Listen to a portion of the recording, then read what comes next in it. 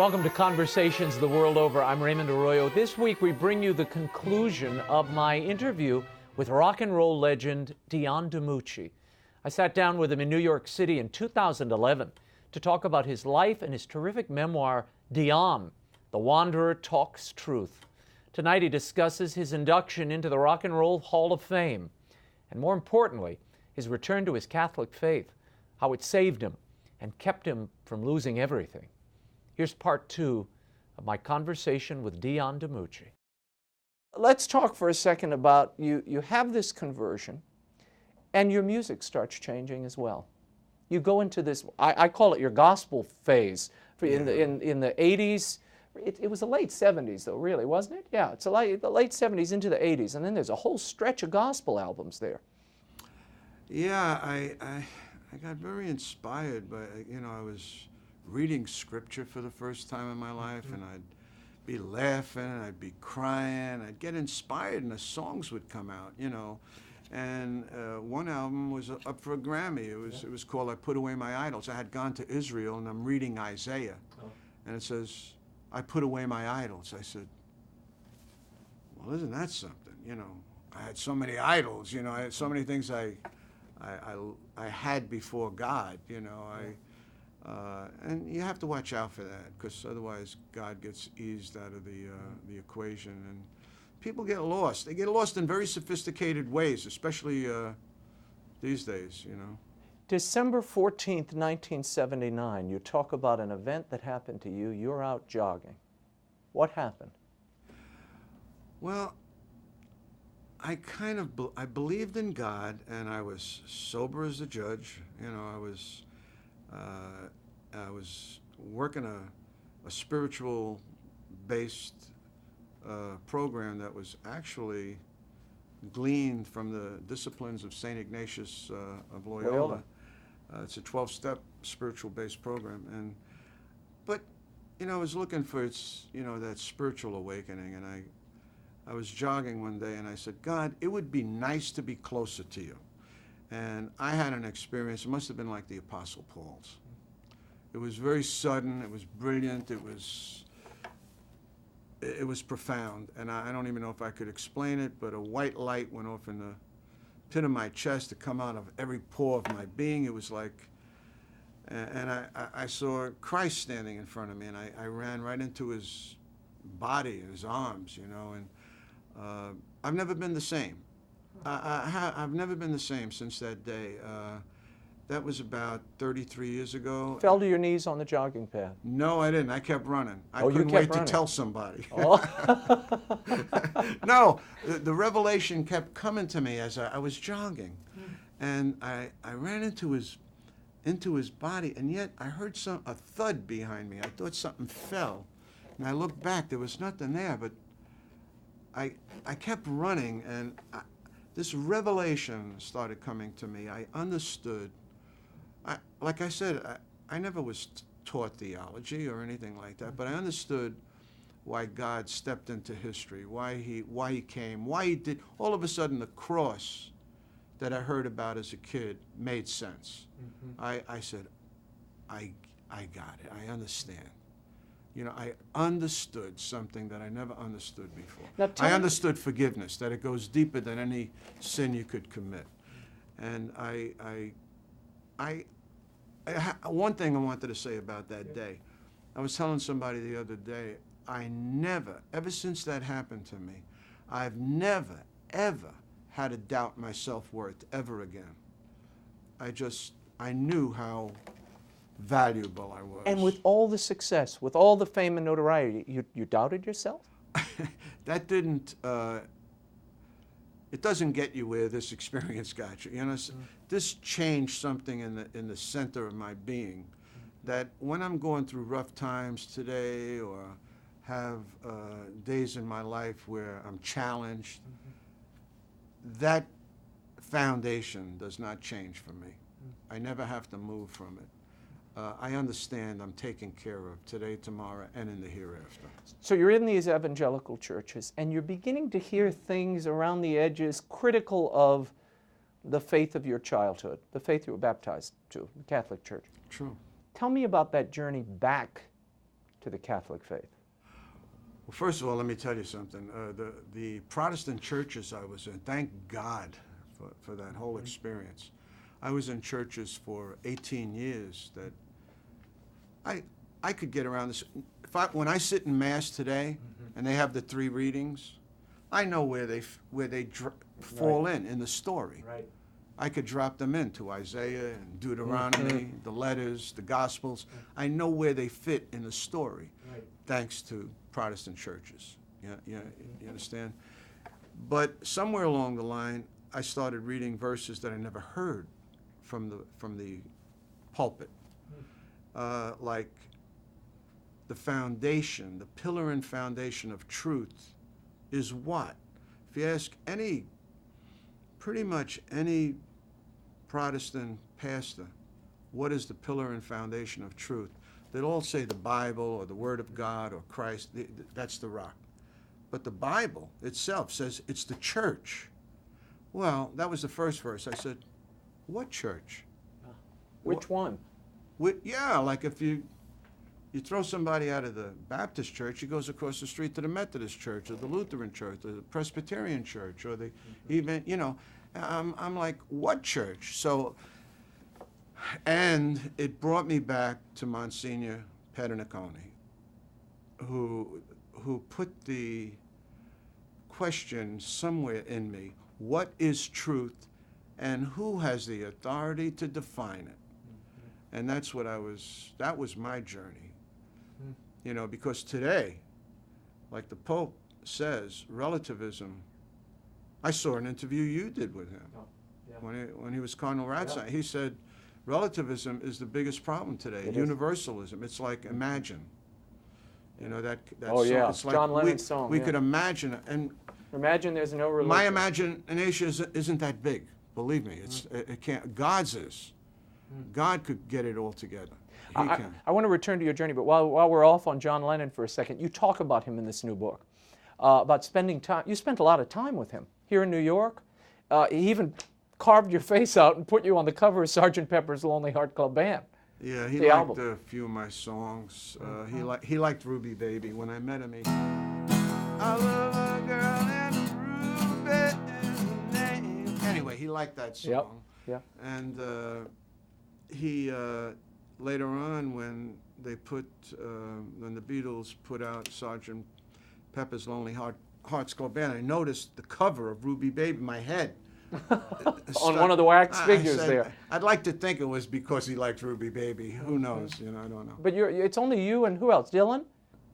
Well, we're the only American You're the only Americans there. Musicians on the cover. Right. Isn't that something? Now you and I tell everybody that's why that album sold so much. Oh, you see, they were buying the Dion picture, Sure. of course.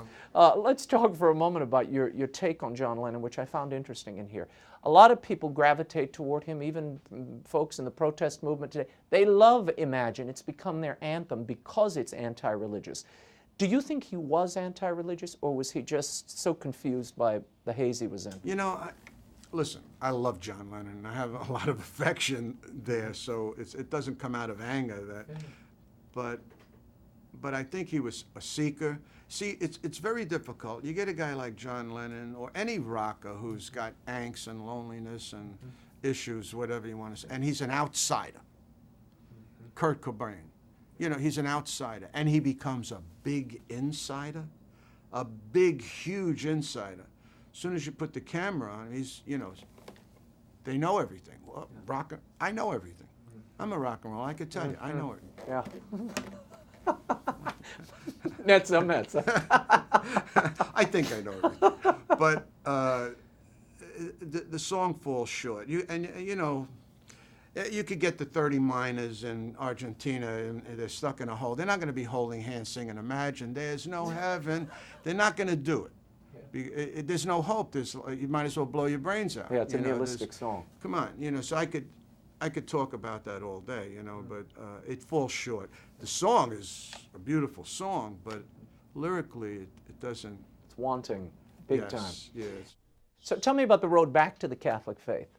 What happens? You go back to Our Lady of Mount Carmel, and what do you do? Well, you know the saying, the truth will set you free. Well, the truth does set you free. I did, when I saw that the Catholic Church, you know, the one holy Catholic and Apostolic Church, is exactly who they claim to be, is you know, when I saw the center of the church, and I think a lot of people don't see that. They see this, they see that, they see I don't know what they see, but they don't see, they're not in the middle, the center of the church looking out. They're outside looking in and yelling at it and beating it and cursing at it, or seeing the dark stained glass windows. They're not inside of it seeing the beauty and the wonder and the mystery and the awe of, and the beauty of truth. It's mind-blowing. I love the church. Once you see it, because it was started from above. It was started by Christ himself.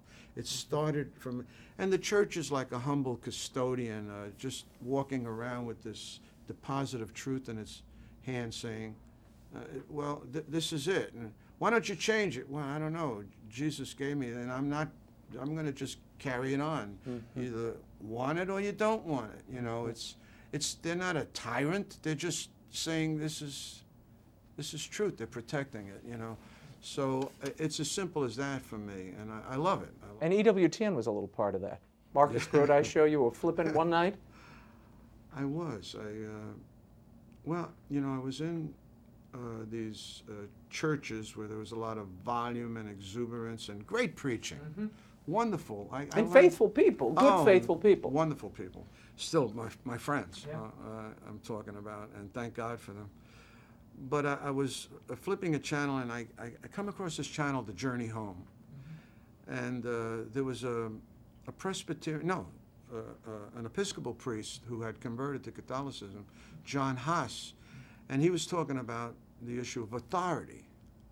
He was saying there is no authority. The Catholic Church is the only religion on the planet that has an authority, period. What's he talking about? Well, he went on to say that, you know, there was no authority in his church. That's why there's a mess with all the situation and the issues, and you can't resolve them because there's no living voice of authority. So it's all up for grabs. You could change anything you want. That deposit of truth becomes contaminated because nobody's protecting it. You could have a pope that's not even he could be a tyrant, or I don't know, he could be, and we've had a few. Yeah, we've had it through a few in history. He could be off his scent, but this has never changed. You know what I mean? Yeah, the teaching's never been altered. No, it's never changed. So that's what I love about it. You know? I want to talk about your marriage, which is unbelievably successful given all of the ups and downs and the drugs and the fame. It's amazing that you've stayed with this same woman all these years. You're Susan. To what do you attribute that long marriage and the success of it? I don't know. Susan runs deep. They say marry the woman that could get you to heaven or will get you to heaven. I heard that recently, but I did that by instinct. I don't know. Providence. By the grace of God, you know.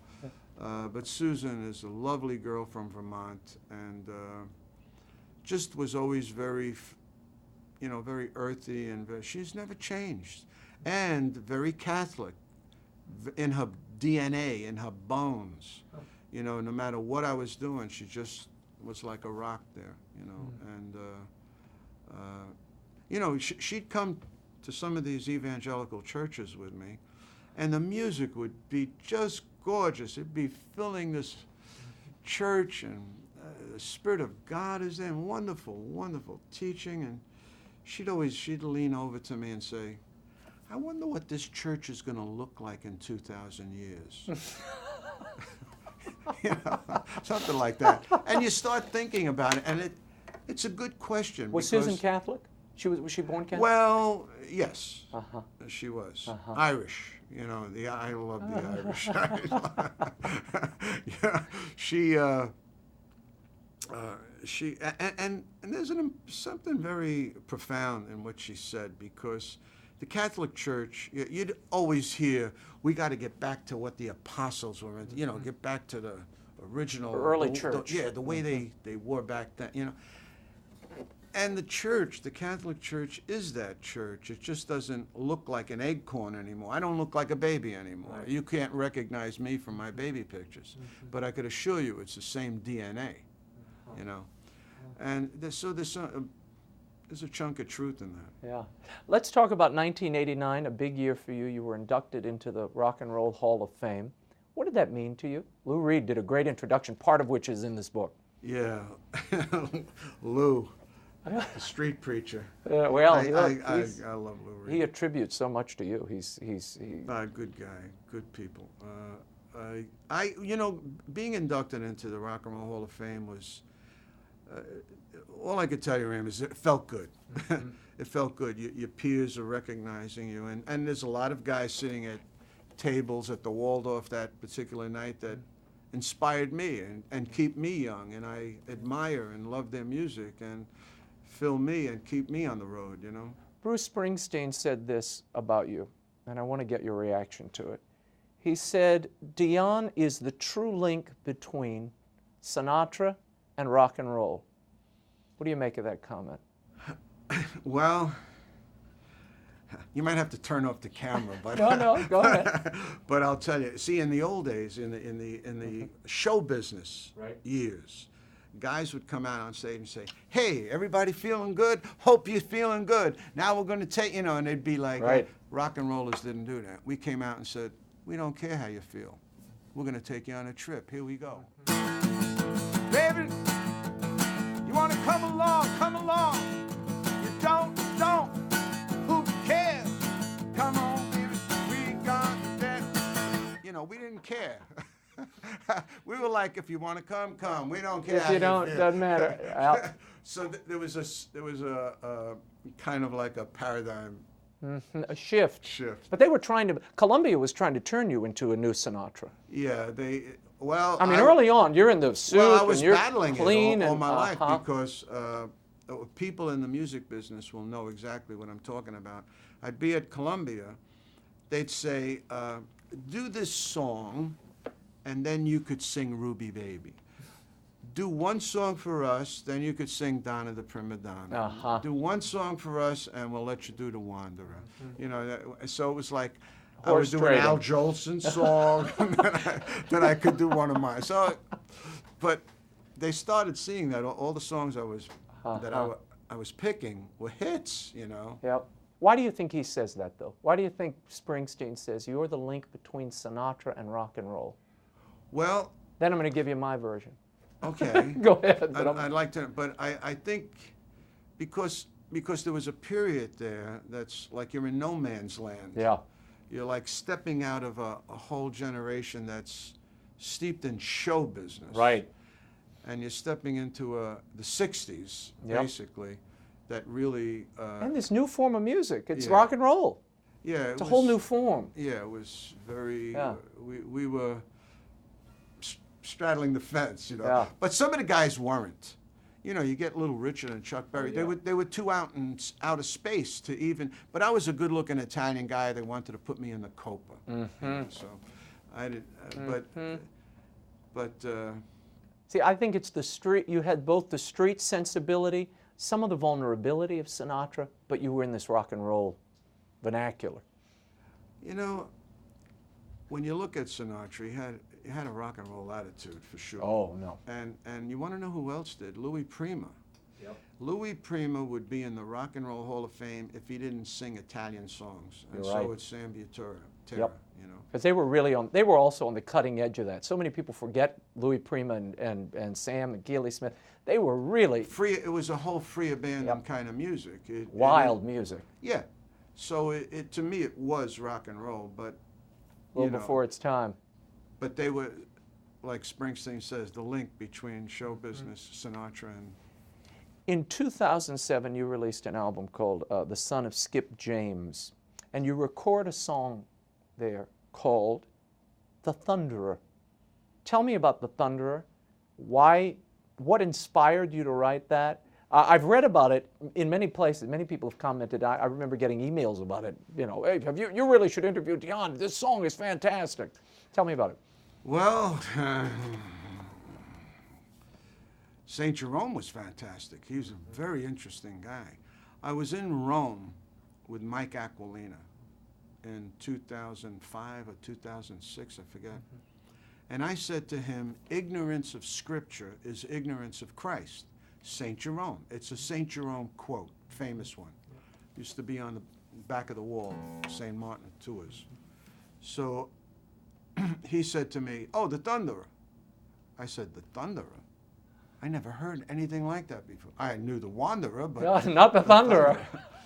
So he started telling me about St. Jerome, who's a very interesting guy, and probably very few Protestants know that the guy translated the Bible twice, once from Greek to Latin, and then he was a very bright guy and didn't get along with people too well. So he moved to Bethlehem, became friends with a rabbi, learned Hebrew, and then translated the Bible again from Hebrew to Latin. I said, what kind, and I'm talking about the mid-300s. Right.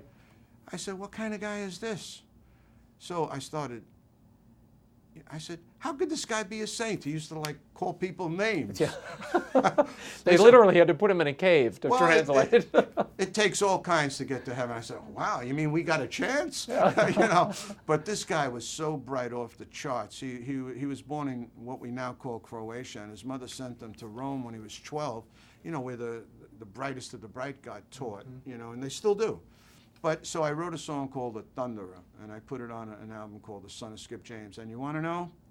I heard a homily by the Pope, Benedict XVI, and he almost read the song. Really? He could have read the song. I said, the song is good. It holds up. It's good. Can you do a little bit for us? Do you remember? Well, no. It's tough. It goes, God's angry man is crotchety scholar, with St. Jerome, the great name caller. Cared not a dime for rhyme or reason. Translated the Bible. I forget it. No, it's complicated. The lyrics are complicated, but it's a great tune. It's been a while. Yeah. Tell me about the prison ministry you have, and your work with those who are struggling with addictions. You know, I just like to. I love talking to men that are having a problem with addiction, or you know, that are having a problem with addiction, period. I just like sharing my experience, strength, and hope with them. You know, not preaching to them, just talking about that there's a way out, there is a solution. And all they have to do is ask in some small way. All you have to do is say yes. You know, sometimes people in addiction, you know, they have this attitude, they don't, you know, who are you to tell me what to do? Who are you? Get off my back. Don't tell me what, you know, they stay in eternal ignorance. They just, so you can't bust in on them. It's best to just talk about your own experiences. And sometimes you'll find people that are interested, and they'll say, well, they'll ask the question, how'd you get out of it? You know, what'd you do? What must I do? I'm glad you asked. They're looking for answers, and you give it to them. Yeah. Why do you think tortured souls make the greatest singers? You said, and I agree entirely, if something's not eating you, I'm not interested in your music. Yeah, well, absolutely. I think. What is that? I mean, but what is it? When you think of Elvis, Hank Williams, Judy Garland, Sinatra, these people had pretty rough lives. You know, I love opinionated people. I really do. I could disagree with them all the way, but I just love it. I've always liked listening to music where I heard the person in the music. You know, I heard there was a person there that I wanted to know more about. You know, whether it was Joan Baez, Bob Dylan, Springsteen, or Jeff Beck, even the way he plays guitar. You know, it just I could hear it. A clear angle. They got a clear point of view. Yeah, I just I love it. Yeah. Tell me about the next act for Dion. What are you working on now? I know you've got a new CD coming out.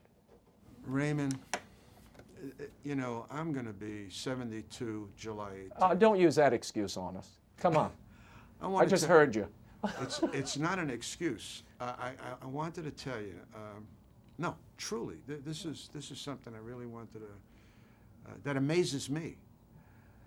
That I'm going to be 72 and I've never felt more relevant in my life. I feel much more relevant today than I did when I was, you know, making hit records and that's an amazing thing. And that, I think, is God in my life. Without it, I'd be, I don't think I'd be grateful. I don't think I'd have the insight to the music I look into or want to express, or the issues I want to express. It's an amazing thing. I think God has kept me, you know, it's like you trade all the doubts and fears and frustration and,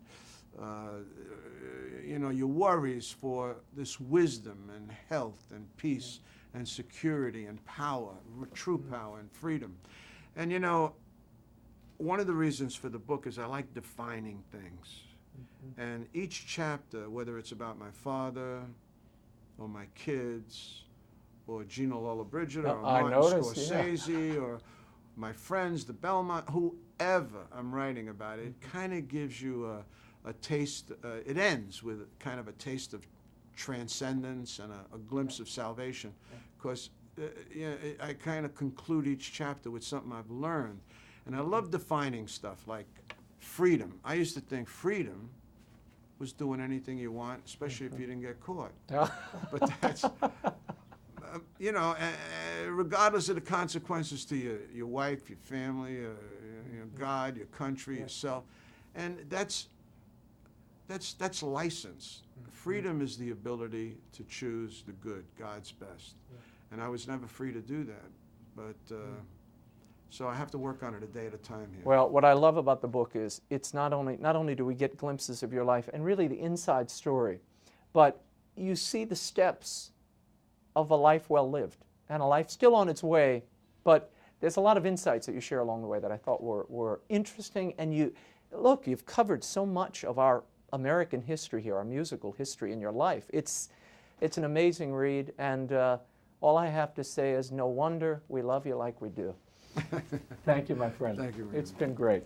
Let me know what you thought about tonight's show and which of our interviews you'd like to see on an upcoming edition of Conversations the World Over. You can always write me at RaymondArroyo@RaymondArroyo.com. The new show premieres each Wednesday at 5:30 Eastern Time in the United States. For those of you outside the U.S., go to EWTN.com for other airtimes. Next week, our conversations continue with one of my favorite authors, and perhaps one of yours, James Lee Burke. On behalf of the staff and crew of EWTN News, I'm Raymond Arroyo. The conversations continue. Don't miss them. Bye now.